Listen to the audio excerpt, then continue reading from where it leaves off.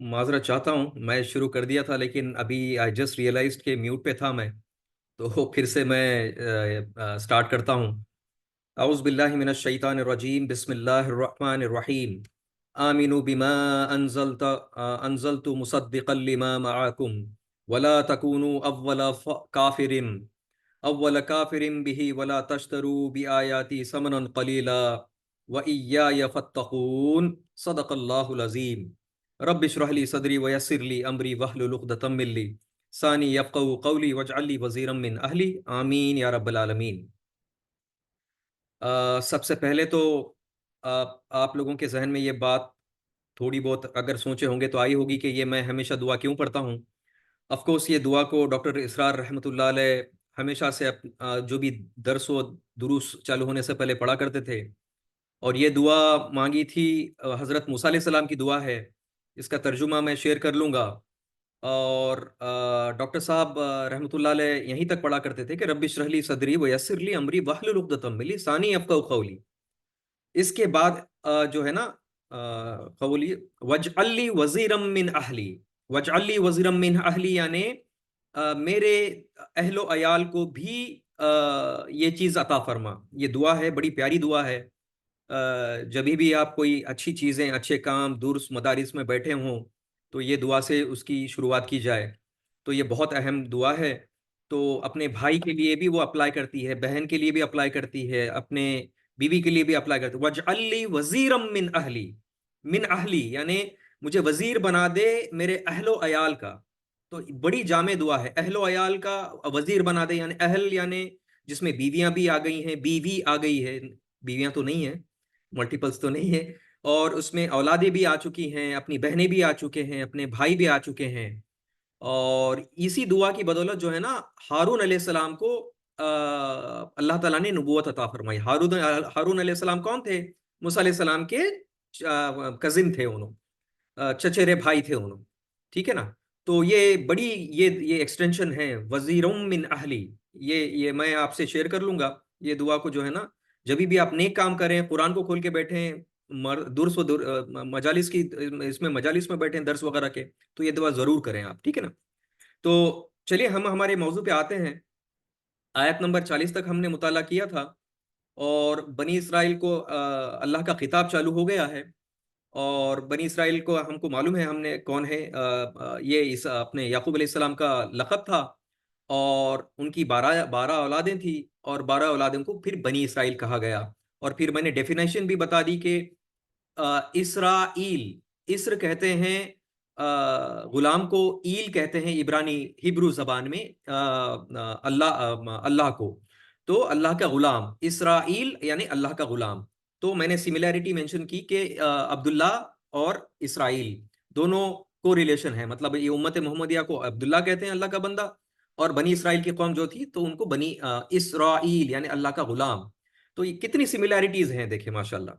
तो हमने जो भी तिलावत से चालू की, सूरा बकरा आयत नंबर 41 में स्टार्ट की। अल्लाह ताला फरमा रहे हैं, शुरू कर रहे हैं, व आमिनु बिमा अंजलतु मुसद्दिक़न लिमा मआकुम। और ईमान लाओ उस किताब पर जो मैंने नाजिल की। ठीक है। ये खिताब हो रहा है बनी इसराइल को, अल्लाह ताला खिताब फरमा रहे हैं। कब फरमा रहे हैं? जब ये मदीना में जो नाजिल हुई सूरह बकरा, वो ये कर रहे हैं। और मदीना के आसपास 3 कबीले थे, जूस के, यहूदियों के, बनु नजीर, बनु कैनका और बनु कुरैजा। ये 3 कबीले थे। और ये 3 कबीले कब आए थे? कि जब उन्होंने मिस्र में जो गुलामी वगैरह कर रहे थे, फिरौन के कंट्रोल में थे, तो वहां से हिजरत करते हुए उनके उलमा इकराम ने कहा था कि मक्का में उनकी जो पेशन गोइयां थी तौरात में, वो सुनकर आए थे कि ये सरजमीन पे आएंगे। ठीक है। तो उनकी तलाश में आते आते यहाँ पे मक्का, ये मदीना में सेटल हो चुके थे ये 3 कबीले बनी इसराइल के। तो ये जो कुरान जो नाजिल हो रहा था, तो बनी इसराइल को किताब करते हुए अल्लाह ताला फरमा देते हैं, आए और ईमान लाओ। ठीक है। उस किताब पर जो मैंने नाजिल की। यानी क्या नाजिल हुआ था? कुरान नाजिल हुई थी। किसको एड्रेस किया जा रहा है? बनी इसराइल को किया। फिर आगे अल्लाह ताला फरमाते मुसद्दिक़ल लिमा मअकुम। यानी ये जो किताब अल्लाह ताला ने नाजिल की है, जो कि कुरानुल करीम है, जो कि फुरकान है, कुरान को फुरकान भी है। ठीक है ना, कहते हैं। तो ये क्या करती है, मुसद्दिक़न लिमा मअकुम, यानी तस्दीक करती हुई आई है उस किताब की जो तुम्हारे पास है। तस्दीक करना यानी एक्नॉलेज करना, तस्दीक करना यानी वो चीज तुम्हारे जो किताब में पाया गया है वो चीज को भी रिपीट होना कुरान में।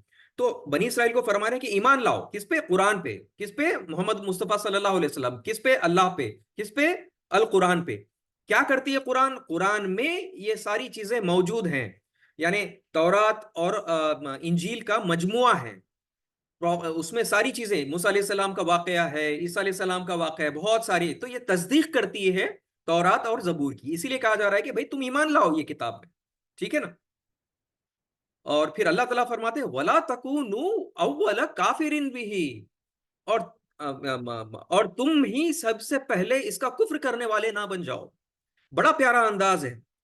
मैंने लास्ट टाइम के सेशन में बताया था कि जो है ना, मतलब अल्लाह ताला इस तरीके से एक्सप्लेन कर रहे हैं कि जैसा अपना बाप जो है ना बेटे को समझाता है, कितना शफकत, कितना मोहब्बत से, ए मेरे बेटे, या बनी इसराइल अस्कुरू निअमती अल्लती। यहाँ पे ये फरमा रहे हैं अल्लाह ताला कि ऐसे ना करो कि तुम, यानी तुम अहले किताब हो, तुम्हारे पास तौरात मौजूद है। तौरात में हमने पिछले आयत नंबर 40 में देखा था कि ड्यूटरोनॉमी में चैप्टर नंबर मेरे ख्याल से 17 था, आयत नंबर 18 और 19 थी। उसमें बनाया था कि मैं तुम्हारे भाई यानी मूसा अलैहि सलाम को और बनी इसराइल को तौरात में मेंशन किया था कि मैं तुम्हारे तुमसे एक भाई के जरिए एक मतलब उन पे नाजिल करूंगा, उनके मुंह में मेरा कलाम डालूंगा। तो सारी पेशन गोइयां कही थी।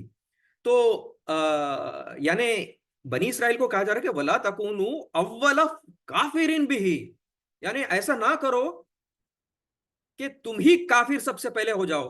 क्यों, मुशरिकीन मक्का तो इनकार कर बैठे थे ना, तो अभी तुम इनकार नहीं करो। अगर तुम करोगे तो कैसा हो जाएगा, क्यों, क्योंकि तुमसे पहले जो मैंने तौरात नाजिल की थी उसमें मैं सारा चीज लिख चुका था कि ये मोहम्मद सल्लल्लाहु अलैहि वसल्लम आएंगे, मक्का में उनका नजुल होगा, हिजरत करेंगे, उनके शोल्डर पे तिल का निशान होगा, बहुत सारी पेशन गोइयां थी।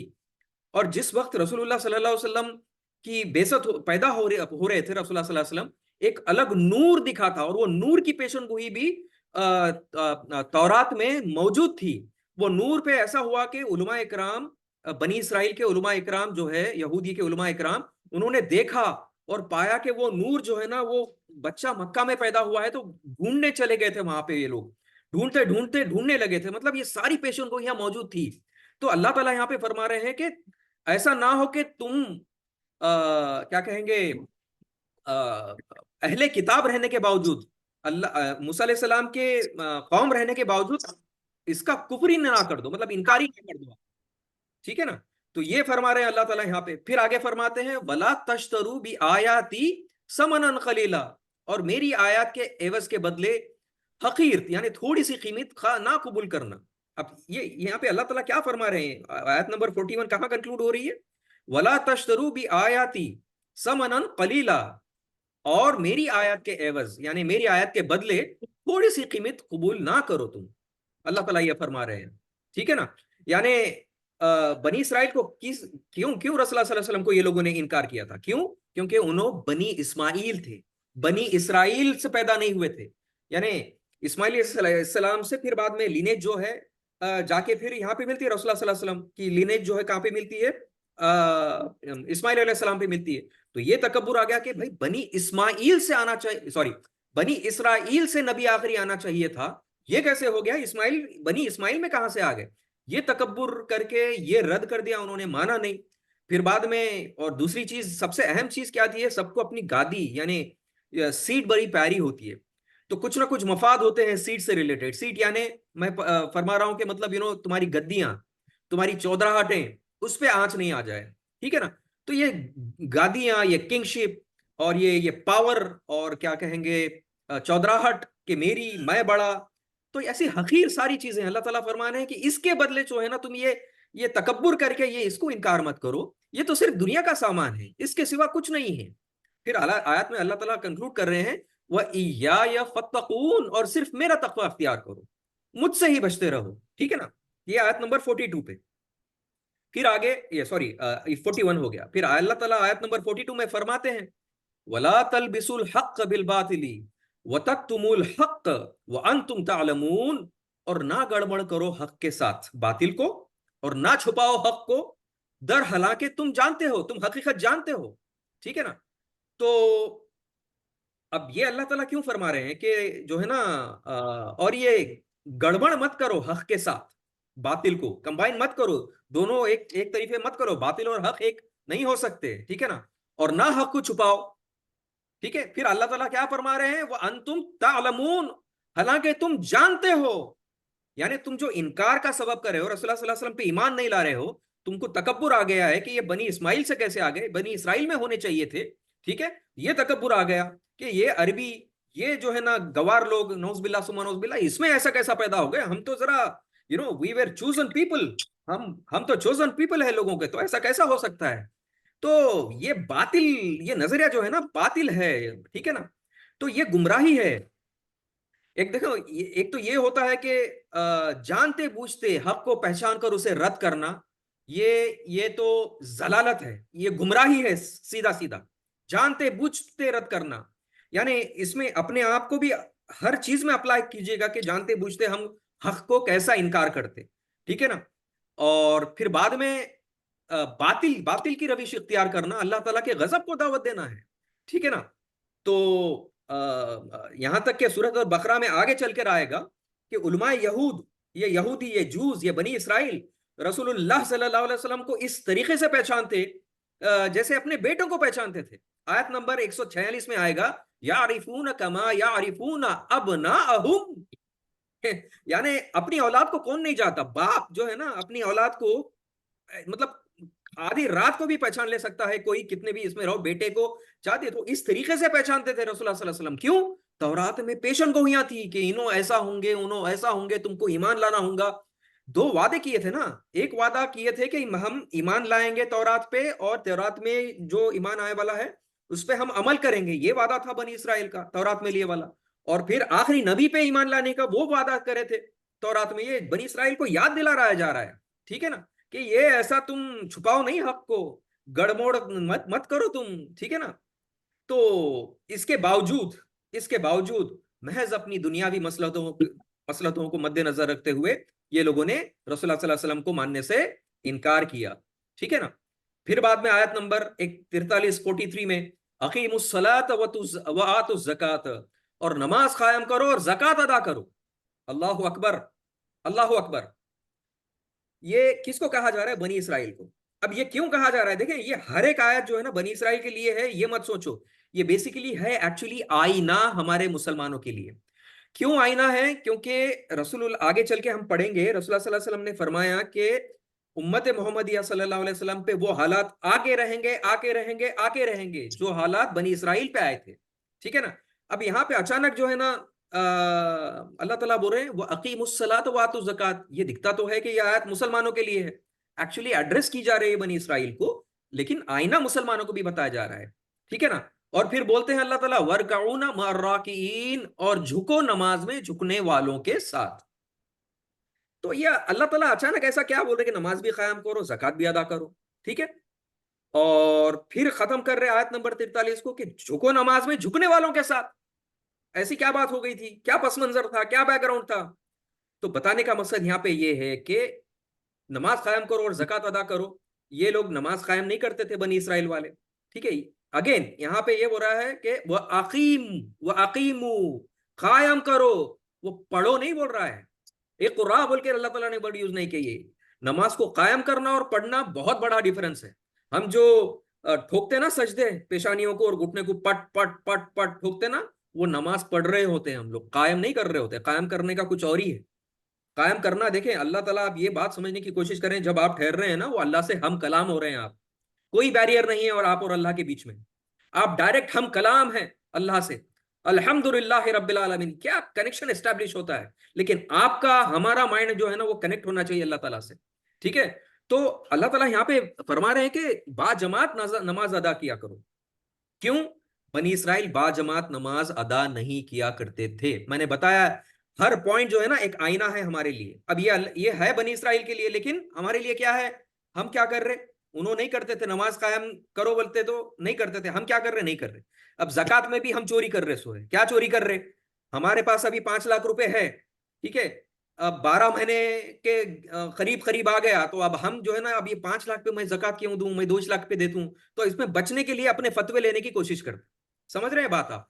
तो बनी इसराइल भी ऐसे ही करते थे, जक़ात देने के लिए कतराते थे वो लोग, नमाज कायम नहीं करते थे वो लोग। तो आज हमारी नमाजें भी कायम हो रही हैं क्या, देखो आप। तो बेसिकली ये सारी आयतें जो है ना हमारे लिए आईना है कि भाई ये बनी इसराइल करते थे, अब तुम भी ऐसा मत करो प्लीज। ये है हमारे लिए सीख। और फिर आगे फरमा रहे हैं अल्लाह ताला, झुको नमाज में झुकने वालों के साथ। तो हुआ यूं था कि जो यहूद को थे, आपको तो मालूम है कि जो है ना वो मिराज पे जो रसूलुल्लाह सल्लल्लाहु अलैहि वसल्लम गए थे, तो वहां पे हमारे को नमाजें 50 मिली, कम होते होते होते मूसा अलैहि सलाम से मिले, मूसा अलैहि सलाम राय दी, अल्लाह ताला के पास वापस गए रसूलुल्लाह सल्लल्लाहु अलैहि वसल्लम, ऐसा होते होते 5 पे फाइनली सेटलमेंट हुआ रसूलुल्लाह सल्लल्लाहु अलैहि वसल्लम। उसके बाद फिर मूसा अलैहि सलाम ने ये भी कहा था कि ये तुम्हारी कौम 5 भी वक्त नमाज नहीं पढ़ पाएंगी। तो अब रसूलुल्लाह सल्लल्लाहु अलैहि वसल्लम ने बोला कि अब मुझे शर्म आती है मेरे अल्लाह के पास जाने से, तो इसलिए अब वो 5 पे ही सेटल हो गए। तो हुआ यूं कि बनी इसराइल पे भी नमाज फर्ज थी, मूसा अलैहिस्सलाम की कौम पे भी, यानी बनी इसराइल यहूदियों पे भी नमाज फर्ज थी। तो यहूदियों ने क्या करते थे, यहूद क्या करते थे कि रुकुओं को माइनस कर दिए, सजदे करते थे, क़याम भी करते थे, ठहरते भी थे, लेकिन रुकू उनके जिंदगी से निकाल लिए थे। तो इसीलिए तो है कुरान में बोले वाला है कि नमाज पढ़ो। अब हम नमाज का तरीका कहाँ है, कुरान में दिखा वाला है कि नहीं, अब हदीसों को रेफर करना पड़ेगा, सुन्नतों को रेफर करना पड़ेगा। ठीक है, तो सुन्नत में बता दिया वाला है कि नमाज का तरीका क्या है, रसूलुल्लाह सल्लल्लाहु अलैहि वसल्लम कैसा करते थे, क्या करते थे, कैसा नहीं करते थे, कौन सी दुआएं पढ़ते थे, कौन सी दुआएं नहीं पढ़ते थे, वो सारा करना है। अगर वो नहीं है, हम लोग नमाज अपनी मन मर्जी से कर रहे, तो यकीन मानिए नमाज काबिल कबूल नहीं है हमारा। तो यहूदियों ने वो नमाज में से, उनकी नमाजों में से रुकू को निकाल चुके थे। ठीक है ना, नंबर 1। नंबर दूसरी चीज, वो बाजमात नमाज नहीं पढ़ा करते थे, उनके यहाँ खत्म हो चुकी थी। समझ रहे बात? तो अब हमारा भी मामला यही है, जो मेट्रो सिटीज में रहते हैं, चले कोई बात नहीं, कुछ ना कुछ इश्यू होगा तो चलो घर में पढ़ लिए, लेकिन अब जो नांदेड़ में, औरंगाबाद में जैसे लोग हैं, मैं पुणे और बेंगलोर को और मुंबई को जरा एग्जेम्पशन दे रहा हूं, क्योंकि मेट्रो सिटीज में मस्जिदें करीब नहीं है। ठीक है ना, ये बहुत बड़ा ये है, तो अल्लाह ताला कन्वीनियंस ही देखता है। बहरहाल सोचने वाली भी ये चीज है कि जॉब करने वाले मेट्रो में जो रहते हैं ना, तो वो फिर जॉब के लिए फिर जो ना 20 किलोमीटर 25 किलोमीटर ड्राइव भी करते हैं, लेकिन नमाज उनके लिए नहीं होती है। ठीक है ना, तो समझने की बात यह है कि यहूदियों ने भी नमाज को जो है ना बाजमात पढ़ना बंद कर दिया था। तो उनको हुक्म दिया जा रहा है कि रुकू करने का हुक्म दिया जा रहा है, यहाँ पे नमाज कायम करो, यानी रुकू भी इंक्लूड करो। तुम रुकू से क्यों रुक गए तुम? ठीक है ना। और इसके पीछे बैग ये क्यों है कि उनको इनडायरेक्टली दावत भी दी जा रही है। देखें, ये दावत है, उन्होंने किसका इनकार किया था? रसूलुल्लाह सल्लल्लाहु अलैहि वसल्लम। अल्लाह का इनकार किया था ये लोगों ने? नहीं, अल्लाह को तो मानते थे ये लोग, इनकार रसूलुल्लाह सल्लल्लाहु अलैहि वसल्लम को, उन पे ईमान नहीं ला रहे थे। तो इनडायरेक्टली अल्लाह ताला यहाँ पे बोल रहे हैं कि रुकू करो, मेरे नबी जैसा करते हैं, मेरा मोहम्मद मुस्तफा सल्लल्लाहु अलैहि वसल्लम ने जो फरमाया है उस तरीके से करो। आखिर उस जमा है, उन पे निजात, उनके सिवाय अगर तुम ईमान नहीं लाओगे तो निजात नहीं है तुम्हारे लिए। ठीक है ना। तो नमाज भी आपके तरीके में पढ़ना बहुत जरूरी है, ये है। ठीक है, ये है आयत नंबर 43 का एक्सप्लेनेशन। अल्लाह ताला 44 आयत नंबर में क्या फरमाते हैं? अतअमुरून अन्नास बिलबिर्रि व तनसौना अनफुसकुम, क्या तुम लोगों को नेकी का हुक्म देते हो और खुद अपने ही आप को भूल जाते हो? ये मतलब ये आयत अगर अगर तुम पढ़ी, आप हम लोग पढ़ेंगे, मैं पढ़ूंगा, मतलब कितना क्लैरिटी है। क्या तुम लोगों को नेकी का हुक्म देते हो और खुद अपने आप को भूल जाते हो? यानी एक वालिद साहब है, बेटा नमाज पढ़ो, बेटा, अरे भाई, आपके बोलने से औलाद कभी भी अल्लाह की कसम नहीं सीखेंगी जब तक तुम खुद अमल करके नहीं दिखाएंगे ना। वो इंग्लिश में सेइंग है ना कि your children learn what they see. ठीक है ना, तो इसीलिए वालदेन को, माँ बाप को इतना जरूरी है अपने आप को बचाना। वो देख रहे होते कॉन्शियसली और अनकॉन्शियसली, अनकॉन्शियसली आपकी हर चीज अडॉप्ट कर रहे होते हैं औलादें आपकी। अगर कोई शौहर अपनी बीवी को गाली दे रहा है ना, तो वो भी अडॉप्ट कर रहे होते हैं। कोई बीवी अपने शौहर को उल्टा बोल रही है, तो वो भी अनकॉन्शियसली उनके जहन में बात इंप्लांट हो रही होती है कि that I need to behave like my mother, I need to behave like my father. तो इसीलिए अगर किसी सक्सेसफुल औलाद को अगर देखना है ना, तो फिर उनके माँ बाप को देखना जरूरी है। That is the definition of real success of any औलाद। ठीक है ना। तो बोलने का मतलब यह है कि हम अनफॉर्चुनेटली, अब ये आयत अल्लाह ताला किसको मुखातिब कर रहे हैं? ये उलमाए यहूद को है, ये स्पेसिफिक आयत। व तामरून अन्नासी बिल बिर्रि व तनसौना अनफुसकुम। ठीक है, ये उलमा यहूद को, यानी ये उलमा इकराम को जो तकवा और दुर्स व तालीम दिया करते थे, सिखाया करते थे तौरात, तो अनफॉर्चुनेटली उनका किरदार इससे अपोजिट था। आज भी देखो हमारे उलमा इकराम को, मतलब आज कितने बार हम हमारे घर में बात करते कि वो देखो, वो मुफ्ती को देखो, बोलता तो सही चढ़ के वहां पे खुद का घर में क्या है, खुद का किरदार क्या है देखो बोल के अपन ऐसा नाम लिखते। मतलब यहूदियों के भी उलमा वैसे ही थे और हम लोगों के उलमा इकराम ऐसे ही है। उलमा इकराम का छोड़ो, घर में आ जाओ, घर में सबसे बड़ा उलमा इकराम वालिद होता है। वालिद को देखा अपनी, देखो मतलब किस तरीके से वो बिहेव करता है अपनी वालदा से, अपने बहनों भाइयों से, अपनी बीवी से खुसूसन। ठीक है, या फिर उल्टा ले लीजिए, अपनी बीवी शौहर के साथ इन क्या बिहेव करती है। तो इट इज ऑल इम्प्लाइड। ये सिर्फ उलमा यहूद के लिए डेफिनेटली है, but then it can be applied on everyone. तो यानी उलमा इकराम अपने मुफ्ती हजरात जुमा के दिन बोलो, ये बोलो, आला से आला बयान देंगे, ठीक है ना, अपने किरदार से, लेकिन अनफॉर्चुनेटली टोटली अपोजिट रहेंगे वो। ठीक है, तो जो दावत देते हो तुम कम से कम उस पे तो अमल किया करो। ऐसा कैसे हो सकता है भाई, तुम एक बोल रहे हो और खुद भी अमल पैरा नहीं है। तो बोलने का मतलब ये है अल्लाह ताला का यहाँ पे। तो अल्लाह ताला कंटिन्यूएशन में बोलते हैं आयत नंबर 44 में, व अंतुम ततलूनल किताब, हालांकि तुम, अरे निकाल रहे भाई।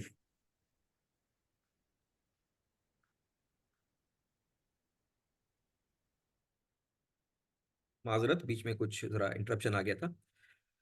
तो व अंतुम व अंतुम ततलून अल किताब, हालांकि तुम किताब की तिलावत करते हो। यानी ये तो जो तुम कर रहे हो इस हाल में कि तुम अल्लाह की किताब भी पढ़ते हो। यानी उलमाए कराम को एड्रेस करके जा रहा है कि तुम तौरात भी पढ़ते हो, ठीक है ना, तुम साहिब तौरात हो, ठीक है ना। तो हमारे यहाँ भी उलमाए कराम ऐसे है कि जो है ना, मतलब एग्जाम्पल अगर दूं तो उलमाए सू का नाम सुना होगा हर आलिम से, मुफ्ती हजरात से तुम लोगों ने। तो ये सू किसको कहते हैं? उलमाए सू कहते हैं बुरे आलिम को, बुरे उलमा को। यानी बोलते तो वो हैं कुछ लेकिन करते कुछ और हैं। तो यही हाल हो चुका है। तो इकबाल क्या फरमाते हैं कि खुद बदलते नहीं, कुरान को बदल देते हैं। इकबाल, हुए किस दर्जा फाकिहाने हरम बे तौफीक, तौबा अस्तगफिरुल्लाह। यानी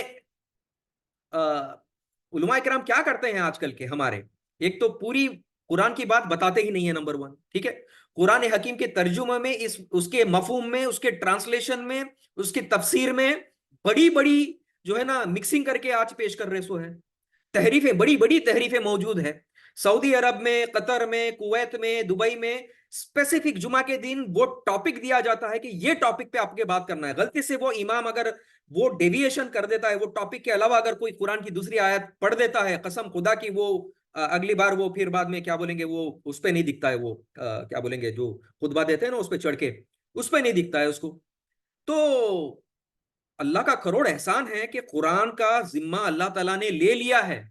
उसका मतन मतन यानी अल्लाह ताला ने उसका टेक्स्ट प्रोटेक्ट किया हुआ है, खुद के जिम्मे लिया हुआ है। अगर ये जिम्मेदारी अगर हम हमारे उलमा इकराम में होता ना, अल्लाह की कसम आज हम कुरान को बदल देते। इसीलिए तो इकबाल फरमा रहे हैं ना, खुद बदलते नहीं कुरान को बदल देते हैं। यानी ये किसके लिए? अपने मफादात के लिए। इंटरेस्ट का देखो तुम क्या क्या, मतलब इस्लामिक बैंकिंग के नाम पे क्या क्या चीजें आ गई हैं, ठीक है ना। मतलब वो गोल घुमा के ऐसा करके ऐसा निवाला खिलाना वही है, बाकी दूसरा कुछ नहीं है। तो बहरहाल ऐसा है कि अल्लाह ताला कंक्लूड कर रहे हैं आयत नंबर 44 को कि अफला ताकिलून, क्या तुम अकल से बिल्कुल ही काम नहीं लेते? अफला ताकिलून। अब ये भी बात सोचने वाली बात है। अब यहां पे देखे ना, अब हर चीज से उलमाए कराम ने बड़े बड़े किताबें लिख चुकी। अफला ताकिलून के बारे में अगर देखेंगे तो आपको दो तीन किताबें मिल जाएंगी कि इसके क्या मफहूम है, इसके क्या हो सकते हैं। यानी देखे ना, हम मुसलमानों का कितना यह है कि हम सुन्नी मुसलमान है बोलते हैं हम लोग, सुनकर ईमान लाने वाले।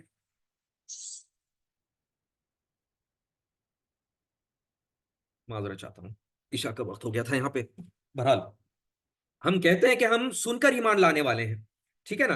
तो अल्लाह ताला तो अपोजिट डायरेक्शन दे रहा है, अपोजिट मतलब इंस्ट्रक्शन अल्लाह के टोटली डिफरेंट है। अफला ताकिलून, क्या अकल नहीं से काम नहीं लेते? तुम सोच नहीं सकते? सोचना तुम्हारा सिर्फ जो है ना बिजनेस पे होगा, सोचना तुम्हारा मेरे बच्चों को कहाँ पढ़ाऊं, सोचना कहाँ तुम्हारा मेरे किस सोसाइटी में रहूं, मैं कैसी पॉश सोसाइटी में रहूं ताकि मेरा थोड़ा नाम भी हो, मेरे बच्चे भी नहीं बिगड़े। मतलब वहां पे सब जो है ना, मतलब कपड़े ईद के लेना है तो 1 से 10 दुकानें फिरते हैं हम लोग, लेकिन जब कुरान की बारी आती है तो फिर बाद में नहीं भाई, हम तो सुनकर ईमान लाने वाले हैं। फिर वो सुनते बैठो, फिर कोई हाफिज तुम्हारे को कोई और फतवा देगा जो तुमको और हमको मालूम ही नहीं। मुफ्ती हजरात ऐसी बातें बोलते रहेंगे कि जो कि हमको आधी सही और आधी गलत। अगर कोई गलत भी नहीं बोल रहा है तो आधी सही सब बात सामने रख देते, बाकी की छिपा देना। यही तो उलमाए कराम, उलमाए यहूद करते थे, जो आज हमारे मुफ्ती हजरात कर रहे, आज हमारे मौलवी साहब कर रहे, आज हमारे हाफिज साहब भी कर रहे। अल्लाह ताला यहाँ पे चाल बता रहा है, देखो ना, अफला ताकिलून, क्या तुम अकल से बिल्कुल काम नहीं लेते? अल्लाह ताला सोचने पे मजबूर कर रहा है। We should not be just listen, obey and listen, no sir. Quran मतलब ब्लाइंडली किसी मुफ्ती पे बिलीव करना या गलत बात है। देखें, एक तो होता है कि किसी पे भरोसा रखना, ये रखना, वो अपनी जगह अलग बात है, बट इतने भी ब्लाइंड नहीं हो जाना चाहिए कि उन्हें जो बोला वो पत्थर की लकीर। समझ रहे हैं बात आप? तो अफला ताकिलून, ये उलमा किराम को अल्लाह ताला फरमा रहे हैं बनी इसराइल के, क्या तुम अकल से बिल्कुल काम नहीं लेते? तुमको सब मालूम है यहाँ पे, फिर उसके बाद भी कर रहे तुम ये। फिर आयत नंबर 45 में, वस्तईनु बिस्सब्री वस्सलात, ये है अंदाज़े बयान, सुभान अल्लाह। वस्तईनु बिस्सब्री वस्सलात, अब यहाँ पे क्या फरमा रहे हैं? कि मदद हासिल करो सब्र और नमाज से। जो भी अभी इसको कॉमन कॉन्टेक्स्ट में भी अगर लेके जाएंगे तो बिल्कुल, चाहे कोई भी परेशानी हो, बिजनेस रहने दो, पर्सनल मामलात रहने दो, ऑफिस रहने दो, या कोई भी सेहत से रिलेटेड चैलेंजेस रहने दो, देखो there is no other option. दो ही टूल है, दो ही टूल है, तीसरा कोई टूल ही नहीं। सब्र करना है, और किसके साथ? खाली सब्र इस काम से नहीं आता। कुछ लोग क्या करते, सब्र करते जा रहे, करते जा रहे, करते जा रहे, लेकिन अल्लाह अल्लाह से कनेक्शन ही नहीं है। तो फिर अल्लाह ताला और उनको तकलीफ दे। अल्लाह एक्चुअली तकलीफ देता भी इस वजह से है कि कोई बंदा जो है ना नॉर्मल तरीके से मेरे तरफ रुजू नहीं कर रहा, तो मैं क्या करूं? ऐसा तो नहीं आ रहा नॉर्मल तरीके से, मैं उसको कुछ चैलेंजेस डाल देता हूं, कुछ रिश्तों में जोड़ तोड़ देता हूं, या थोड़ा सा कुछ प्रॉब्लम इशू क्रिएट क्रिएट कर देता हूं, कुछ जॉब में मसले मसाइल जॉब डाल देता हूं, कुछ बिजनेस में मसले मसाइल डाल देता हूं मैं, कुछ जो है अपना सेहत में रिलेटेड मसाइल डाल देता हूं। तो कम से कम उस बहाने बंदा मेरे पास से आएगा, तो आएगा तो फिर नमाज पढ़ना सबसे बड़ी चीज नमाज है। तो सब्र के साथ नमाज है। अगर इसको दोनों को डिटैच कर देंगे तो फिर मदद हासिल नहीं कर सकते, क्योंकि कंडीशन अल्लाह ताला यहाँ पे बता रहे हैं, मदद हासिल करना है सब्र के साथ और नमाज के साथ, बस। There is no third option, ठीक है ना? तो यानी अब यहाँ पे इसका कॉन्टेक्स्ट क्या है? देखें, ये हर एक आयत में मतलब अलग अलग आयत ये है, मतलब ठीक है बनी इसराइल को कहा जा रहा है, लेकिन इसके मीनिंग क्या है? ठीक है, पहले तो नमाज रुकू नहीं करते थे, इसलिए इसमें पहली आयत में आ गया, बट यहाँ पे मदद हासिल करो बोले। अब किस तरीके की मदद हासिल करने की बात कर रहा है? तो होता यूं था कि उलमाए सू, यानी जो उलमाए उलमाए कराम रहते थे, आजकल के उलमाए कराम अपने को मालूम है कितना मीडिया में आते, पेड टट्टू जिसको बोलेंगे, स्लैंग लैंग्वेज में बोलेंगे, टट्टू लोगों को पैसे दे दिए जाते, उन्होंने फिर नेशनल चैनल पे टेलीविजन में आते, और फिर क्या क्या बोलते आप लोगों को मालूम है। पिछले जो है ना 9-10 साल से क्या चल रहा है मीडिया पे आप लोगों को मालूम है, कैसे कैसे उलमाए कराम पेड टट्टू बन के आ रहे, नंबर वन। नंबर दूसरी चीज, पेड टट्टू भी नहीं है तो उनके मफादात हैं। मफादात क्या है? पैसा, माल की मोहब्बत, और दूसरा कुछ नहीं हो सकता। पैसे के लिए अपने स्टेटमेंट्स चेंज कर दे रहे, दीन को चेंज कर दे रहे, कुरान को चेंज कर दे रहे, ठीक है ना? तो अगर इसको बहुत ही खराब लैंग्वेज में बोलेंगे तो ये कुत्ते बन चुके हैं, ठीक है ना? ये मैं मेरे दिल से कुत्ते अल्फाज यूज, उलमा इकराम को, I am nobody to use it, but एक एक एक मुफस्सिर ने यूज किया हुआ है कि ये ऐसे लोग उलमाए सू, जिनको माल की मोहब्बत होती है, ठीक है ना, ये दुनिया की मोहब्बत होती है, जिसकी वजह से अपने स्टेटमेंट्स को, अपने दीन को, अपने कुरान को, अपने नबी की बात को तोड़ मटोल गोल मोल करके करते हैं, तो वो दुनिया के कुत्ते बन जाते हैं। ये ऐसा मुफस्सिर का कहना है, मेरा कहना नहीं है, ठीक है? तो फिर वो दीन को बदनाम करने लगते हैं। बज़ाहिर यू नो बज़ाहिर तो वो लोग बहुत पाबंद नजर आते हैं, दाढ़ियां भी हैं, टखनों के नीचे ये भी है, और कुर्ता पैजामा भी है। अगर कुर्ता पैजामा नहीं तो फिर उनको सूट बूट भी आ गया आजकल, माशाल्लाह सुभान अल्लाह। और फिर टोपियां भी हैं माशाल्लाह, लंबी दाढ़ियां भी हैं। तो बहरहाल ये उनके बॉटम लाइन ऐसा है कि उनके पर्दे पर्दे के पीछे क्या होता है? दुनियादारी का मामला होता है। तो यहाँ पे कह रहा है चुनाचे उन्हें सब्र की ताकीद दी जा रही है। सूरत मायदा में जो है ना उलमाए यहूद को आगे आएगी कि आगे सूरह मायदा में अल्लाह ताला फरमाते हैं कि क्यों नहीं रोकते उन्हें उनके उलमा और सूफिया झूठ बोलने से और हराम खाने से, ठीक है ना? मतलब बहुत सारी चीजें हैं जो ना हमारे मुफ्ती हजरात बात नहीं उठाते। क्योंकि उनके कुछ बैकग्राउंड में, पर्दे के पीछे कुछ ना कुछ इंटरेस्ट प्रोटेक्टेड है। अगर इन्हों बोल दिया तो फिर बाद में ये मस्जिद कमेटी के लोग मेरे को आउट कर देंगे, इसीलिए बेचारा खामोश रहता हूं। ठीक है ना, हक की बात नहीं कर सकता क्योंकि पेट के लाले लग जाते ना भाई। उलमा इकबाल ने फरमाया कि, वो मेरे को शेर याद नहीं आ रहा है, आसान नहीं है मुसलमान होना, ला इलाहा इल्लल्लाह मोहम्मद रसूलुल्लाह बोलना आसान नहीं है सर। यकीन मानिए जो अमल की राह पे चल गया है ना, कसम खुदा की उसका दुनिया में जीना मुश्किल है, मुश्किल है, मुश्किल है। लेकिन कंडीशन ये है कि असल पे अमल करे, वरना मेरे जैसे और आप जैसे या हम जैसे लोग जो है ना ऐसे मुसलमान है तो फिर सब चंगासी। समझ रहे हैं आप? बहरहाल हमारे पास अभी अल्हम्दुलिल्लाह चले 5 मिनट है। ये मेरा जो जो कंटिन्यूड अकाउंट है उसमें कुछ मसला था तो इसलिए ये कर रहा हूँ। 4-5 मिनट के बाद हम फिर से यही लिंक पे ज्वाइन कीजिएगा आप, ठीक है ना? 5 मिनट के बाद, लेकिन अभी नहीं है, अभी हम कंटिन्यू करते हैं। तो बहरहाल अल्लाह ताला यहाँ पे फरमा रहे हैं कि मदद हासिल करो सब्र और नमाज से, ठीक है ना? यानी अपना अल्लाह ताला फरमा रहे व इन्नहा लकबीरतुन, यानी और यकीनन वो बहुत भारी चीज है। क्या चीज? इससे पहले क्या बोले थे? सब्र करना और नमाज पढ़ना, ये बहुत भारी चीज है। अल्लाह ताला फरमाए व इन्नहु, सॉरी, व इन्नहा लकबीरा, कबीरा, और ये यकीनन बहुत भारी शय है। ठीक है ना? अब बहुत भारी शय से यहाँ पे इशारा है कि जो मुकाबला आपको करना है दुनिया में, अभी इंडिया के कॉन्टेक्स्ट में देखेंगे तो कितनी बड़ी ये यहाँ पे मुफस्सिर फरमाते हैं उनकी राय के बारे में कि दर हकीकत ये है कि ये आयत का पूरा तर्ज अमल की तरफ ये इशारा है, पूरा ओवरऑल, सिर्फ नमाज ही नहीं, सिर्फ सबर ही नहीं। अब ये नमाज और सबर आपको क्या करना पड़ेगा जब आप दीन के लिए मजबूत ठहरेंगे? वो मुफ्ती साहब, वो मुकस्सिर साहब, वो जो है ना नांदेड़ के कोई साहब या फिर दूसरे कोई साहब जो है ना खड़े रहेंगे हक के लिए, हक में जब ठहरेंगे ना तो फिर पुलिस की लाठियां भी चलेंगी। समझ रहे हैं बात? जेल में भी जाना पड़ेगा। ठीक है ना? तो उसके लिए जो है ना, जब ये अगर हक की बात जब भी करेंगे तो सबसे पहला मुकाबला जो है ना तुम्हारे खुद के, अपने खुद के माँ बाप से करना पड़ेगा। बहुत मुफ्ती बन गया, मुफ्ती हजरत अमल नहीं कर रहा, तू कहां से आ गया? बोलते घर वाले अपने, सबसे पहले अपने माँ बाप, और सबसे पहले अपनी बीवी, सबसे पहले अपनी औलादें। फिर अगर ये सुधर गए तो फिर बाद में खानदान आ जाता कि खानदान वाले क्या कहेंगे, ये क्या है कहेंगे, वो क्या कहेंगे। भाई तू इतना कहीं को आगे जा रहा, भाई अल्लाह अल्लाह खैर सल्ला 5 टाइम की नमाज पढ़, आ जा, सदका दे, जक़ात दे, या फिनिश कर, और रमजान के रोजे रहो। बाकी तेरे को हक की बात आवाज उठाने के लिए तेरे को क्या करना है? भाई जेल में क्यों जा रहा है? तो बोलने का मतलब यहाँ पे ये है कि ये सब्र और नमाज तुम्हारे को कब करना पड़ेगा? जब तुम हक पे ठहरेंगे। ठीक है ना? हक पे ठहरेंगे तो गवर्नमेंट के खिलाफ बोलेंगे आप, या फिर जो प्रॉपर्टी कंट्रोलर लैंड ग्रैब जो करा है, गैर तरीके से जो कुछ कमा रहा है, वो करेंगे तो तुम्हारे को अरेस्ट किया जाएगा, अरेस्ट में तुम्हारे को मारा जाएगा। मारा जाएगा तो क्या होगा? क्या करना पड़ेगा तुम्हारे को? सब्र करना पड़ेगा, सब्र के साथ नमाज पढ़ना पड़ेगा। तो ये बेसिकली ये दुनिया में अमल का है। और ये अमल कब आएगा? जब हालात पे आप जो है ना सब्र करेंगे। सब्र कब होता है? जब आप हक पे रहेंगे, तभी सब्र हो जाएगा, वरना नहीं होता। तो यानी आप जो है ना ये रविश इख्तियार करो, आप पे ये हालात आके रहेंगे। ठीक है ना? जब आप हक की बात बोलते हैं तो आप पे ये हालात आने ही आने हैं। अब मैं मेरी इसकी इस्तेलाह ये करता हूं कि अगर हमारे ऊपर हालात अगर वैसे नहीं आए ना, अल्लाह की कसम हम अमल पे नहीं है। क्यों? हालात किस एतबार से?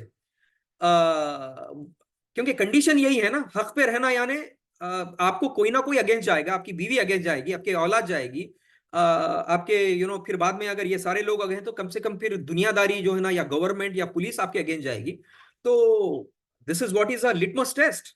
अगर ये सब आपके साथ हो रहा है तो समझो कि आप अमल पे है, नहीं हो रहा है तो समझो कि मेरे खुद के गिरेबान में मुझे झांक के देखना पड़ेगा। ठीक है ना? यानी मैं खाओ पियो और बत्ती बुझाओ, ये वाला मामला अभी फिलहाल हमारा हो रहा है। अल्लाह ताला फिर फरमाते हैं कि इल्ला अलल काशिईन, मगर उन अजीजों पर भारी नहीं है। अल्लाह ताला क्या बोल रहे हैं? पहले कि सब्र करो नमाज से, सॉरी, अपना मदद हासिल करो अल्लाह की सब्र से और नमाज से, और जो अमल पे है उसके लिए कोई भारी चीज नहीं है, बोल रहे अल्लाह ताला आगे आयत में। फिर आयत फिर कंक्लूड कहां हो रही है? 45। लेकिन ये जो भारी बना है ना, अल्लाह के अजीजों पर भारी नहीं होगा। ठीक है ना?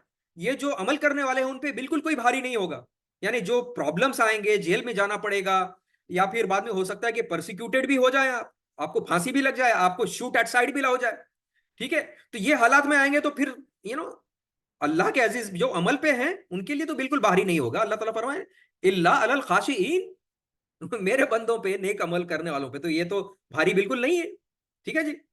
फिर आयत नंबर 46 में अल्लाह ताला फरमाते हैं अल्लज़ीना यज़न्नूना व अन्नहुम अन्नहुम अन्नम सॉरी अल्लज़ीना यज़न्नूना अन्नहुम रब्बिहिम, यानी जिन्हें ये यकीन है कि वो अपने रब से मुलाकात करने वाले हैं, ठीक है जी।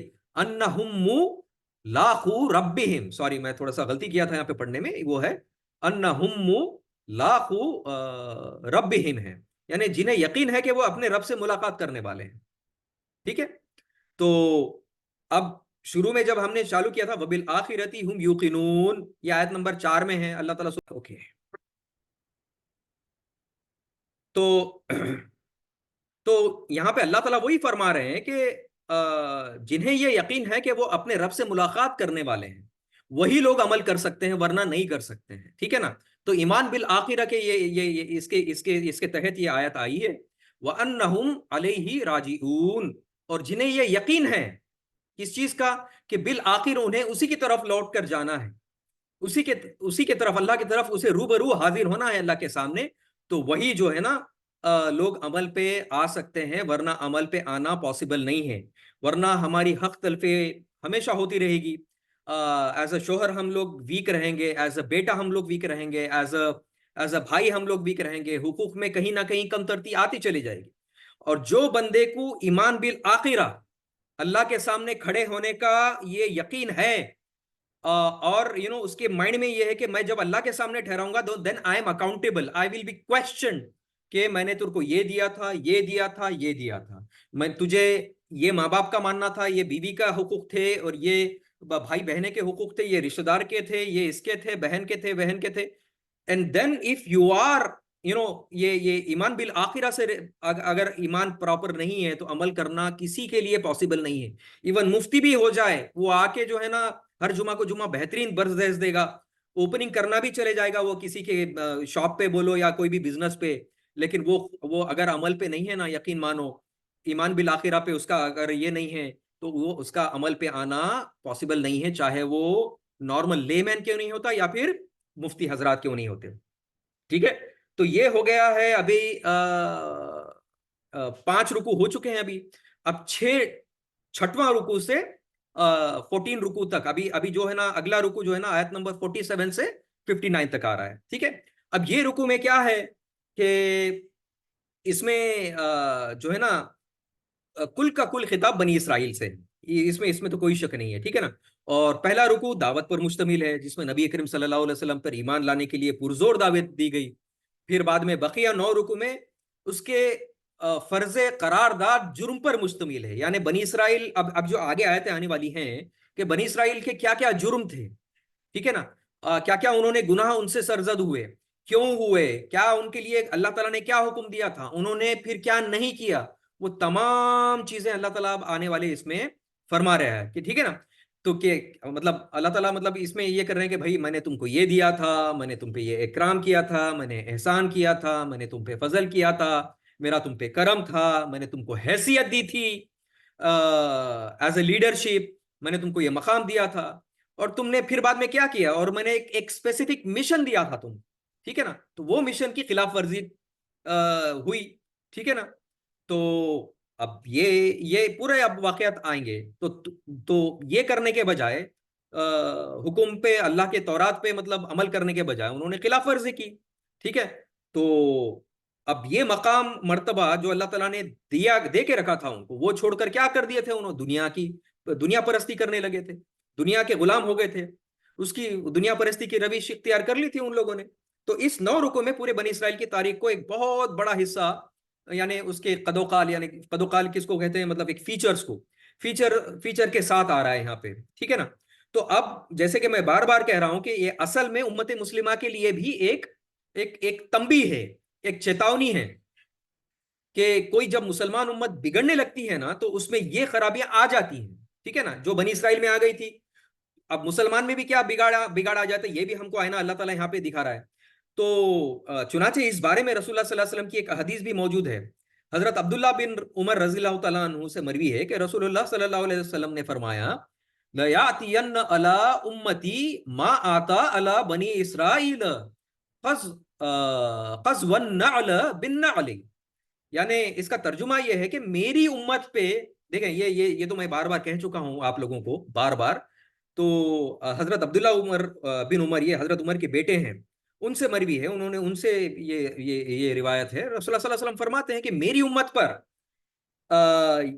उम्मत पर भी वह सब हालात वारिद होकर रहेंगे, ठीक है, जो बनी इसराइल पर आए थे, बिल्कुल ऐसे जैसे एक जूता दूसरे जूते से मुशाबा होती है। यानी ये दो जूतों की या दो चप्पलों की या दो सैंडलों की मिसाल दी गई, मतलब राइट में सैंडल या शूज है तो लेफ्ट में कैसा रहता। तो इतने सिमिलैरिटीज रहेंगे कि अनबिलीवेबल डॉट, मतलब 99.99999999999 100 बोलेंगे तो भी चलेगा, ठीक है। तो इसलिए मैं बार बार कह रहा हूं कि हमको जानना चाहिए कि बनी इसराइल में क्या प्रॉब्लम थे, और हमें देखना चाहिए कि हम में एज एन इंडिविजुअल, हम में एज ए उम्मत मुस्लिमा, हम में एज ए घर का लीडर, हम में एज ए घर की बेटी, बहू, बीवी, माँ, क्या खराबियां हैं जो बनी इसराइल में थे, ठीक है ना। तो ये देखना चाहिए, ये हमारे लिए भी है, बनी इसराइल के लिए नहीं है। मैं बार बार कह रहा हूं कि ये हर आयत जो है ना वो हमारे लिए है। एक दूसरी हदीस भी मैं आपको कहता हूं, जो हजरत अबू सईद खुदरी रजी अल्लाह तआला अन्हु से मरवी है कि रसूलुल्लाह सल्लल्लाहु अलैहि वसल्लम का इरशाद नकल हुआ है कि रसूलुल्लाह सल्लल्लाहु अलैहि वसल्लम फरमाते हैं कि तुम लाजिमन अपने से अपने से पहलों के तौर तरीकों की पैरवी करोगे। अब अपने से पहले वाले यानी अहले किताब, यानी बनी इसराइल की बात की जा रही है। इसके कॉन्टेक्स्ट में क्या है, बनी इसराइल है, ठीक है। कि बलिष्ठ के मुकाबले में बलिष्ठ, हाथ के मुकाबले में हाथ, यहां तक कि अगर वो गोह के बिल में घुसे होंगे तो तुम भी जो है ना उसमें घुस कर रहोगे। यानी बनी इसराइल अगर कोई बिल में घुस के कुछ काम करा होगा, वैसा तुम भी करोगे, तुम्हारा कोई ना कोई करेगा बंदा उम्मत मोहम्मदिया सल्लल्लाहु अलैहि वसल्लम में, ठीक है। तो फिर सहाबाओं ने पूछा, हमने अर्ज किया, ए अल्लाह के रसूल, यहूद व नसारा की, मतलब ये जो लोग, तुम उनकी पैरवी करके रहोगे। तो साहबा ने पूछा, एग्जांपल दिया अल्लाह ताला रसूलुल्लाह सल्लल्लाहु अलैहि वसल्लम ने के उनके अगर हाथ के बदले हाथ गो बिल में घुसेंगे तो तुम बिल घुसोगे, तुम घुस कर रहोगे। तो साहबा ने ये होके पड़ गए, ये आप यहूद और नजारा की बात कर रहे क्या। तो फिर रसूलुल्लाह सल्लल्लाहु अलैहि वसल्लम का अंदाज बयान क्या था, तो और किसका, यानी ये यहूद और नसारा ये ऐसी सारी चीजें जो करे ना वो तुम भी करके रहेंगे। तो यहाँ पे नसारा की भी बात आ जाती है। तो यहूद यानी जूस, बनी इसराइल, यहूद और क्रिश्चियनिटी को देखना चाहिए कि वो लोग क्या कर रहे, जो हम में जो सिमिलरिटी उम्मत मोहम्मदिया में आ गई है वो जो कर रहे हैं ना वो हमें नहीं करना चाहिए। समझ रहे हैं बात, ये बॉटम लाइन यही है। और तिरमिजी में अब यही हदीस जो है ना, इसमें इमाम तिरमिजी में एक हदीस है, उसमें ये एक्सटेंशन है, उसमें हदीस में अल्फाज ये यहां तक के आए हैं, यानी अगर उनमें कोई बदबख्त ऐसा उठेगा जिसने अपनी माँ से अलल ऐलान जिना किया था, तो उम्मत मोहम्मदिया सल्लल्लाहु अलैहि वसल्लम से भी एक आदमी उठेगा और अपनी माँ के साथ जरूर ऐसा करेगा, यानी माँ के साथ जिना करेगा, सुम्मा नौज़ुबिल्लाह सुम्मा नौज़ुबिल्लाह, और ये होके रहेगा। शायद हमारे कानों को वो अभी न्यूज नहीं आई होगी, शायद हो भी गया होगा, हो रहा होगा आगे, आगे मतलब फ्यूचर में होगा भी होगा, ठीक है ना। तो इस एतबार से इन रुकुओं को पढ़ते हुए बोलने का मतलब ये है, बॉटम लाइन समझाना ये चाह रहा हूं मैं, कि ये जो हम आगे पढ़ने वाले हैं, ये जो रुको आने वाला है, तो पढ़ते हुए ये नहीं समझिए कि यह महज सिर्फ अगले लोगों की दास्तान है और पिछले लोगों की दास्तान है, ठीक है ना। दास्तान हातिम ताई वो क्रिश्चियनों को एड्रेस किया हुआ है, वो भाई यहूदियों को एड्रेस नहीं सर, ये हमारे लिए आईना है, ठीक है ना। तो और दूसरा नुक्ता यह है कि इसको हम और एक बहुत अहम चीज है यहाँ पे, मैं मुफस्सिर के जो मेरे पास सामने है, मुफस्सिर इकराम ने जो कहा है कि सूरतुल बकरा की आयत नंबर 47 और 48 में जो सिक्स रुकू का आगाज हो रहा है, तो ये बेसिकली इन ब्रैकेट्स में होता है ना, ये रिपीट कब होंगी आपको और आगे चल के होंगी, ठीक है ना। तो 47 से लेके जो 49 के बीच में जो होगा वो एक इन ब्रैकेट होगा, समझ रहे हैं, ये मुफस्सिर इकराम फरमा रहे हैं यहाँ पर। अब वो ब्रैकेट में मतलब ये you have to refer this and this, in between जो है वो यहाँ पे मैसेज क्या दिया जा रहा है कि एक मिनट, अभी मैं थोड़ा सा ये कर लूं कि वो मुफस्सिर ने क्या कहा था प्रिसाइजली, ताकि डॉट टू डॉट वही बात मैं सामने रख पाऊं जो मुफस्सिरीन इकराम यहाँ पे फरमाते हैं। तो यानी अब यहाँ पे एक फितना ऐसा हुआ था कि अल्लाह पर ईमान ला लो। एक अब ये आयतों में ये भी है कि देखें, ये यहूदियों ने क्या किया था, ईमान बिल रिसालत यानी रसूलुल्लाह सल्लल्लाहु अलैहि वसल्लम को नहीं माना था, ठीक है ना, अल्लाह पे ईमान लाए थे, सब ईमान लाए थे। तो आज के हमारे जमाने में भी ये ऐसे ही कुछ लोग हैं, वो कहते हैं कि एक बार अल्लाह पे ईमान ला लो, रसूलुल्लाह सल्लल्लाहु अलैहि वसल्लम पे ईमान नहीं नहीं लाए तो भी चलता, ठीक है ना। तो ऐसे लोग आज भी हैं और पुराने जमाने में भी थे। अब मैं जो बात कहने जा रहा हूं वो शायद जो है ना थोड़ी सी अजीब लगेगी, शायद आप लोगों को इल्म होगा इसमें से, और या बहुत सारे लोगों से जो है ना इसका नहीं होगा। तो बेसिकली इस फितने के बारे में एक बार अकबर, अकबर द ग्रेट, जिसको हमारे हुक्मरान, गैर मुस्लिम के हुक्मरान जो है ना, क्या सीरियल बनाए सो है अकबर द ग्रेट। हम भी हमारा अकबर बादशाह, अकबर बादशाह बहुत जो ना जो ना तारीफों के पुल बांधते। लेकिन उसके बारे में तारीख ये है, मुफस्सिर यहाँ पे फरमाते हैं कि अकबर के जमाने में दीन इलाही की शक्ल में जन्म लिया था।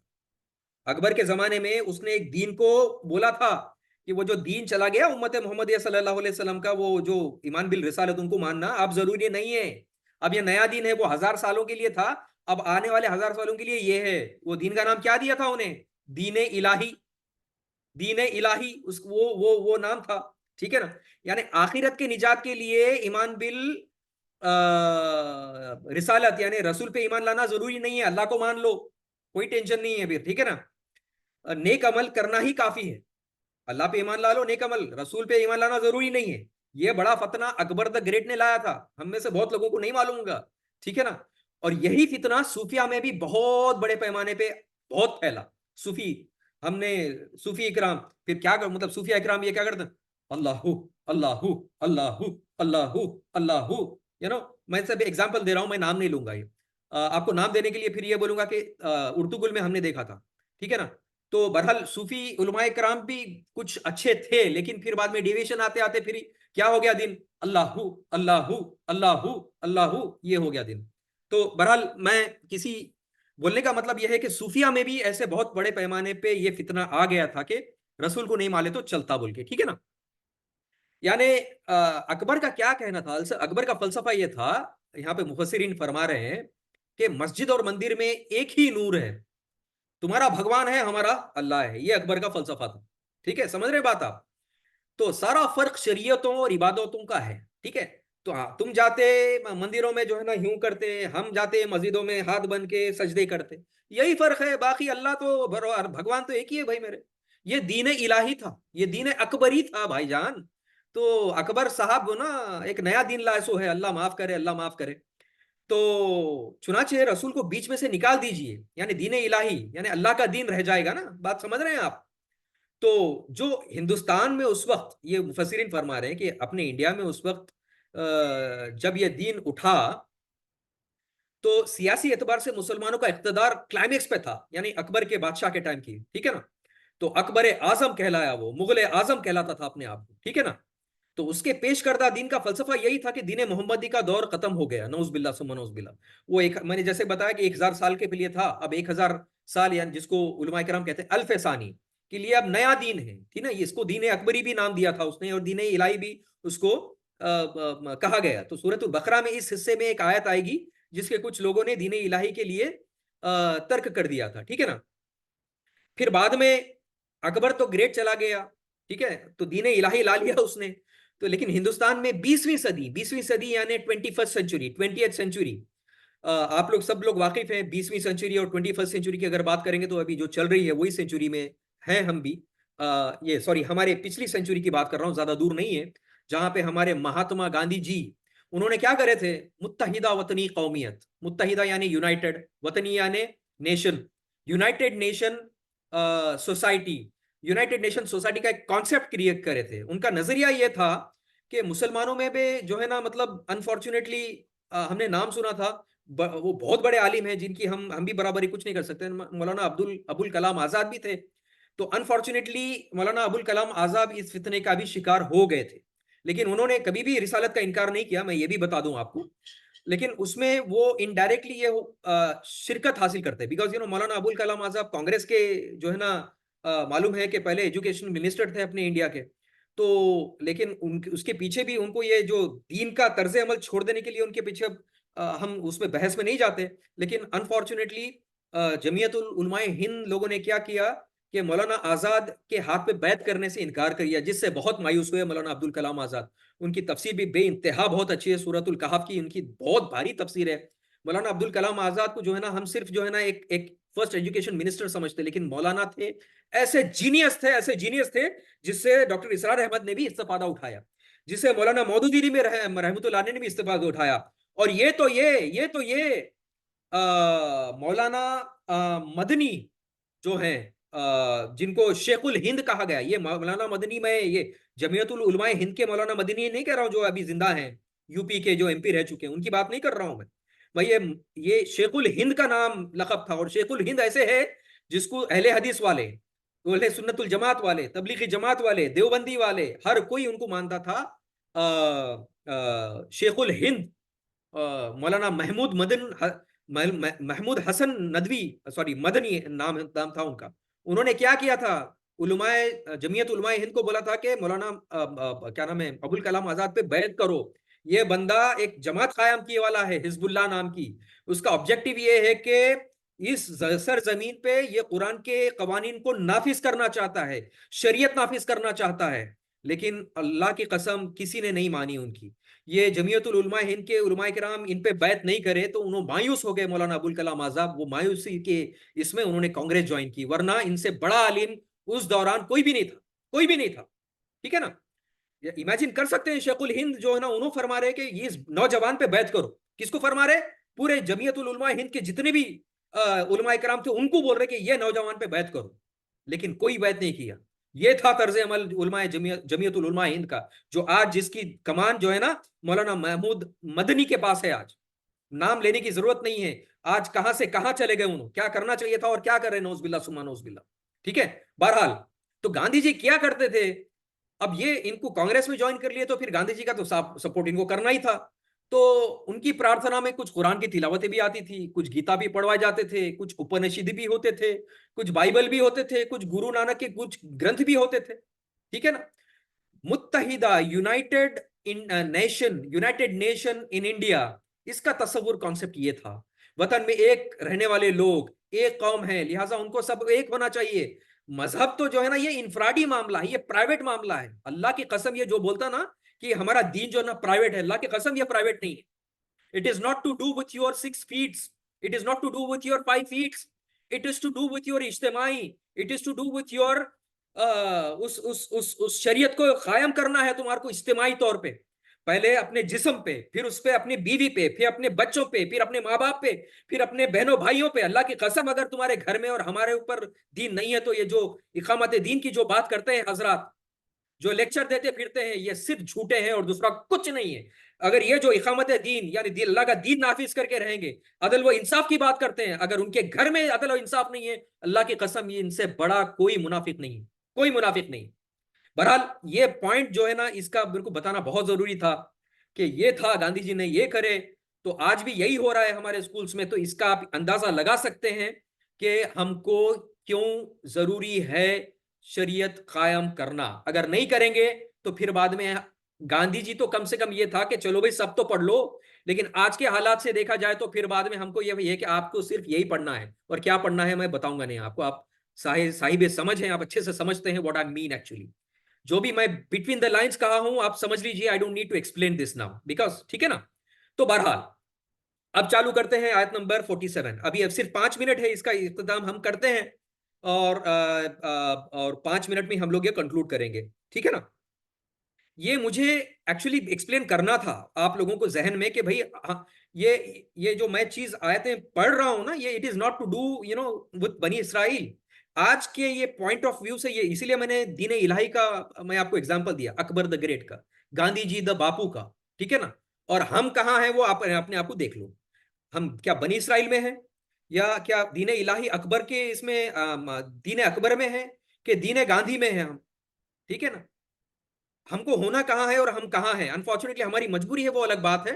बहरहाल इससे बाहर निकलने के लिए जद्दोजहद करना यही हमारे लिए काफी है। This is what is required by Allah. Allah ताला रिजल्ट्स नहीं देखेगा, कि रिजल्ट बता मेरे को। अगर आप मेरे को बोलेंगे कि मुकस्सिर भाई ऐसी कौन सी जमात है, ऐसा कौन से लोग हैं जो रिजल्ट हमको बताओ, I will not be able to really give you the results now. Allah ताला, आप इंडिविजुअल, हमारे आज 6 7 8 लोग जो दर्स में हैं आज, अल्लाह ताला पूछेगा कि तुमने एज एन इंडिविजुअली क्या कंट्रीब्यूट किया हुआ है। अगर कुछ कंट्रीब्यूट नहीं है ना, अल्लाह की कसम, जहन्नम तो मेरे लिए, तुम्हारे लिए, हम सबके लिए पक्की है। हम जन्नत में जाएंगे लेकिन जहन्नम में तिक्का बोटी होके जाएंगे। ये मेरा तकिया कलाम है, मैं बार बार रिपीट करता हूं, तिक्का बोटी होके जाएंगे हम लोग। अगर डायरेक्ट जन्नत जाना चाहते हैं तो वही करना होगा जो तौरात में लिखा था, जो बनी इसराइल ने नहीं किया। हमको वही करना होगा जो कुरान में अब लिखे वाला है, जो हम अब नहीं कर रहे, या मालूम नहीं था इसलिए नहीं करे।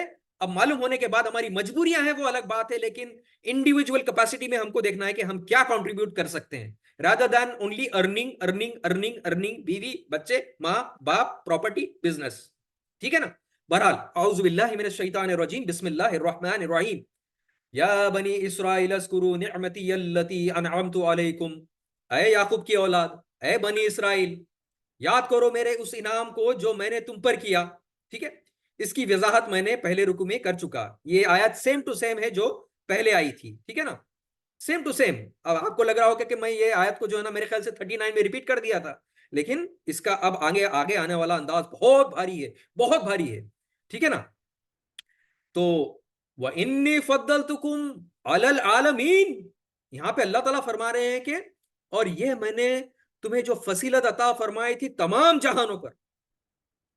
अब आपके माइंड में ये सवाल आ रहा होगा, तमाम जहानों पर मतलब क्या क्या क्या हो सकता है ये बनी इसराइल को, मतलब तमाम जहानों पर क्या, क्या फरिश्तों पे भी ये राज था इनका, क्या आसमानों पे भी ये राज करते थे, क्या सुलेमान अलैहिस्सलाम का ये जिन्नों पे भी इनको कंट्रोल थे। ठीक है। क्या ये जो है ना, मतलब ये मार्स को प्लैनेट पे जाते थे या चांद को कंट्रोल करते थे, मतलब तमाम जहानों की बात आ गई ना। वो इन्नी फद्दलतुकुम अलल आलमीन। तो बेसिकली ये आलमीन से मुराद ये है कि ये जो दुनिया थी उस वक्त बनी इसराइल पे, वो दुनिया में जितनी भी लोग थे उस वर्ल्ड में, उनमें सब में ये these were the chosen of Allah ताला, ये स्पेशली चोजन लोग थे, इनको फजीलत अता फरमाई थी अल्लाह ताला ने, ये लोग स्पेशल लोग थे। ठीक है ना।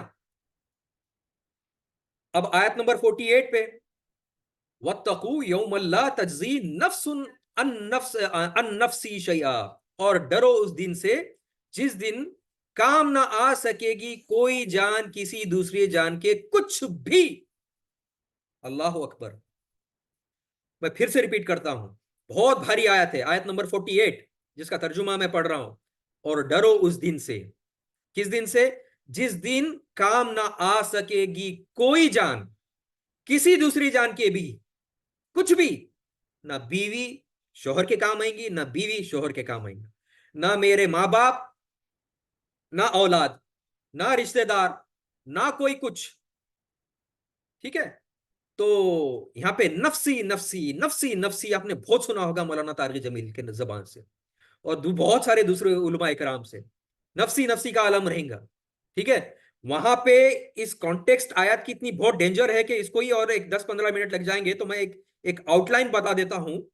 माँ बाप यानी खानदान वाले रहेंगे यहाँ पे, माँ बाप, बेटा, बीवी बेइंतहा मोहब्बत करने वाला, बेटियों को बेइंतहा मोहब्बत करने वाला, बेटों को, बेटे भागेंगे तुम्हारे से, बेटियां भागेंगी, बीवी भागेंगी, तुम्हारा माँ बाप भागेंगे, औलाद भागेंगी, कि कहाँ तुम्हारी वजह से अल्लाह ताला तुम मेरे को जहन्नम में नहीं डालने। समझ रहे बात आप।